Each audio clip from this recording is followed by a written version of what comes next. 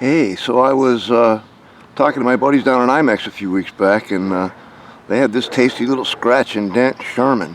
He said that it wasn't really nothing wrong with it except it didn't have a transmitter, and the turret wasn't painted. And then he told me the price, and about fell off the chair, and then I bought it. And this is it. It came about maybe 10 days ago. I really like it. It's got the 3-shaft gearboxes in it, and it performs pretty good. Obviously, I have to paint it, but if I take that upper hull and turret and put it on a Tamiya Sherman lower, I might have to change the transmission cover, but then I would have an Easy 8, and that would be cool. So that's something to think. In fact, I know a guy in California who's like my Sherman guru, and I'm going to see if he's got a Tamiya lower hull laying around he might want to part with. Now, I live in Detroit, so my lot is completely flat, except for this ditch right here, and this is where I test the tanks. But this little baby, she runs like a champ. You know, that sounds suspiciously like a Maybach 12-cylinder engine, because those aren't the right sounds for the tank.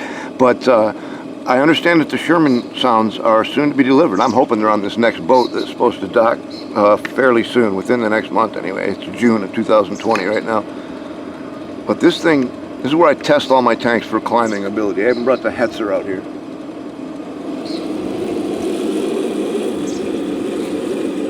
Now, if it'll creep up this hill, it's doing pretty good. It's a pretty heavy tank.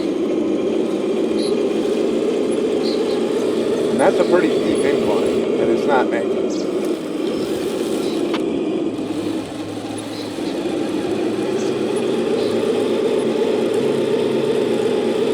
There we go, baby. Pretty good, eh?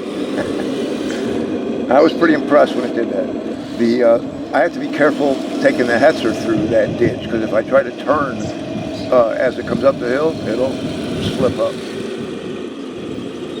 See if it'll coast down the hill. That's 0 throttle.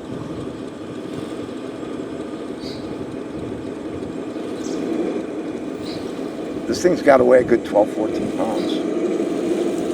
Of course, it's got metal tracks and sprockets, and road wheels with rubber tires and all that stuff.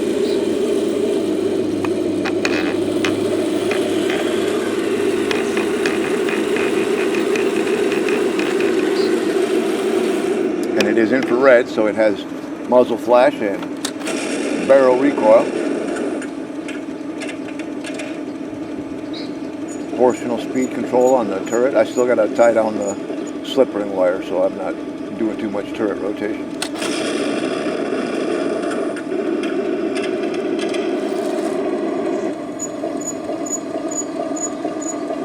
Twin LED machine guns.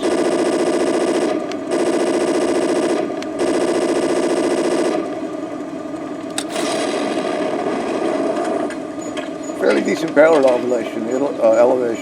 It goes up pretty good. It comes down to level. Show you. Full up. Car's coming.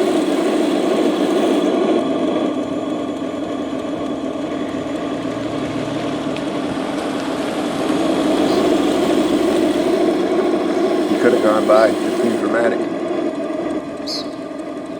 Pull up. Pull down. Pull up. So it won't actually go into the negative, but it gets down to level.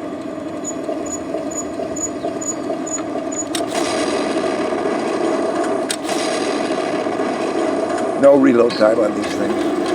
I do have several other IR tanks, so I'm gonna, battle them. I've tried this one already, it works pretty good. I've noticed that if you're really good with your aim, you can get much more range out of these stock tanks. I mean, anybody can hit you at 10 feet away, but if you're out 40 feet, you really got to have your aim on. And I know that's pitiful aiming if you're out 40 feet. One more run through the ditch. The running start. We're not going to make it. We're not going to make it.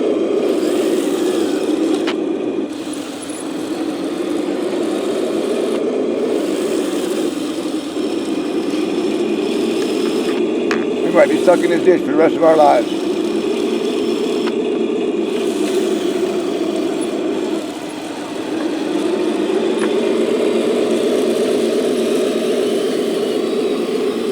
so you don't succeed. So watch those scratch and dent specials, guys. You can really pick up some good deals on these tanks. And these are on the boat about to hit the 76mm Sherman. I think it's, I don't know, I don't want to say it's the best Sherman out there that's ready to run out of the box, but it's pretty good. I bought it. I might buy another one. We'll see you next time.